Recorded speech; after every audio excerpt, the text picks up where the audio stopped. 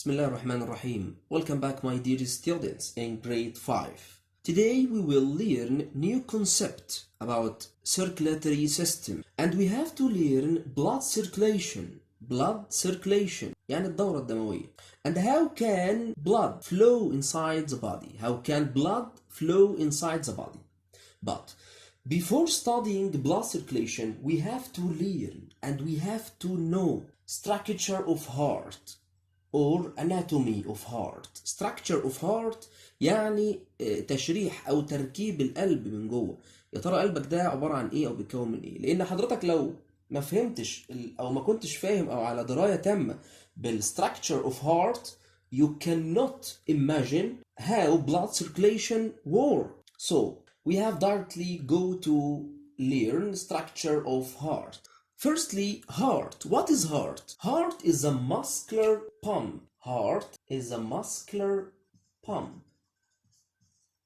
And the size of heart is about your fist. It's located in the location. We will talk about the location of heart. It's located inside chest cavity. But where does it lie? Where does heart lie? In the chest cavity. Heart located inside chest cavity between two lungs. But it's slightly inclined to left. It's slightly inclined.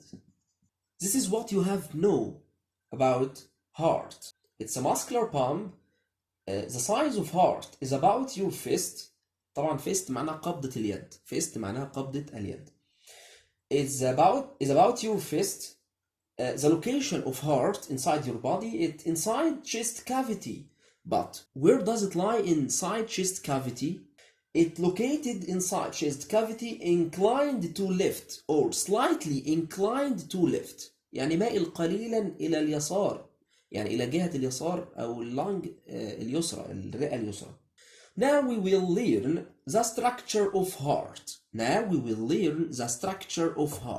As you can see in the board, heart consists of 4 chambers or 4 rooms. Heart consists of 4 chambers or 4 rooms which always full of blood. يعني الأربع حجرات أو الأربع غرف الموجودين داخل القلب دائما وأبدا بيكونوا مليانين دم اللي هو بيغذي الجسم كله. And heart also connected with blood vessels. زي ما انت شايف heart is also connected with blood vessels.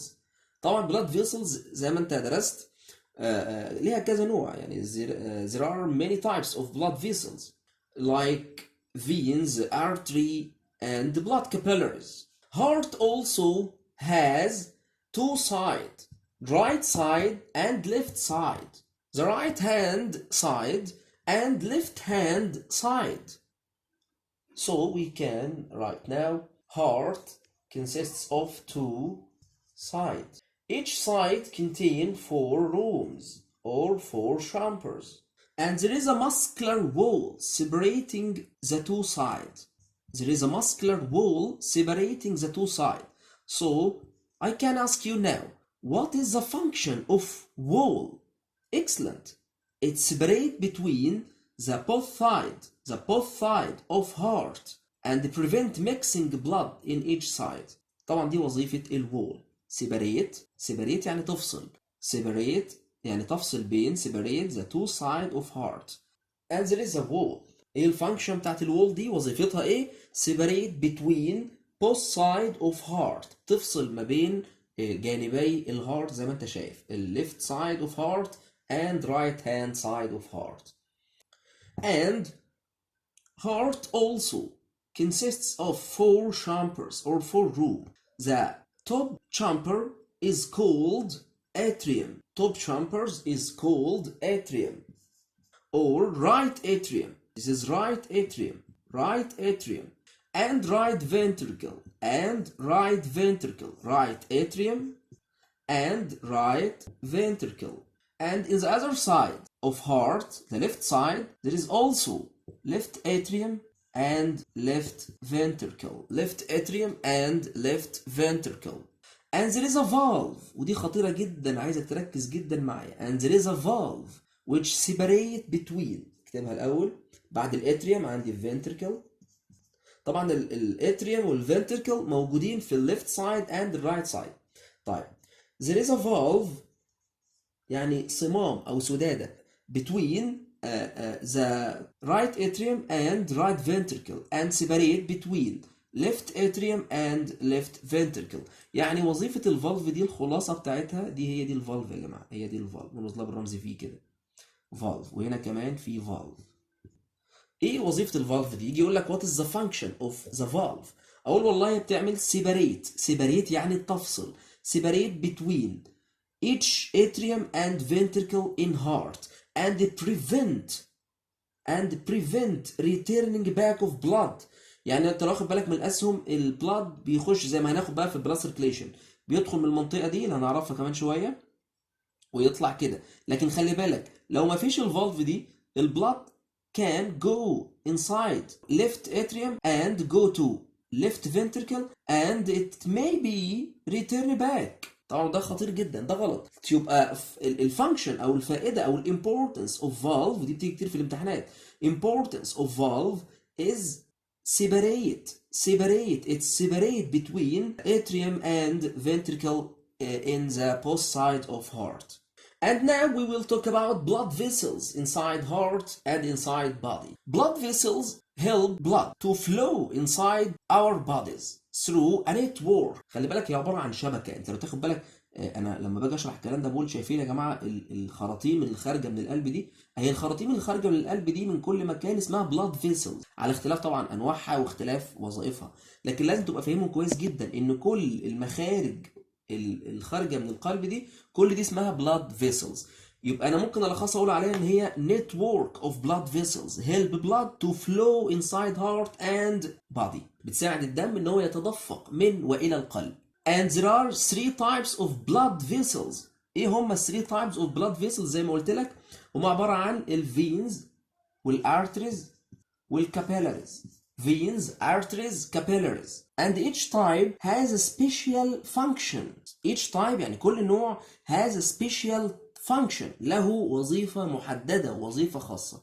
الارتريز حضرتك عندك نوعين من الارتريز بداخل القلب بتاعك. يبقى انت عندك 2 parts of arteries inside your heart which are aorta and pulmonary artery. Aorta and pulmonary artery. and veins. طبعا الفينز هندرسها دلوقتي. الفينز انت عندك برضو نوعين في pulmonary veins طبعا بعمل مختصرات pulmonary veins and vena cava pulmonary veins and vena cava. طيب تعال بقى نشوف اللوكيشن and where does it lie vein and artery هما موجودين فين. تعال نشوف بقى على البورد الارتري موجوده فين والفينز موجوده فين. هنا موجود الاورتا ده المكان بتاعها. هنا موجود البلومينري فينز ادي المدخلين بتوعهم. هنا موجود الفينا كيفا طبعا هما 2 زي ما انت عارف فينا كيفا.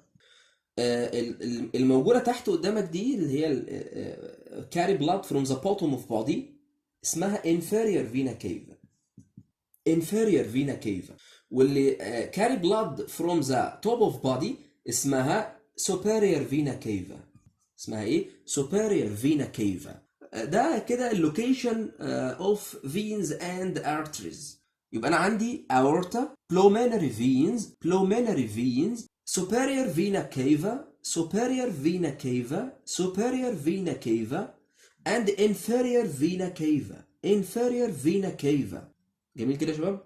طيب كده عرفنا مكان الفالف عرفنا مكان الوول مكان الليفت اتريوم والرايت اتريوم ليفت فنتركل والرايت فنتركل عرفنا مكان البلومينري فينز والفينا كيفا. الاورتا عرفنا مكان الاورتا لكن لسه ما عرفناش البلومينري ارتري وادي البلومينري ارتري.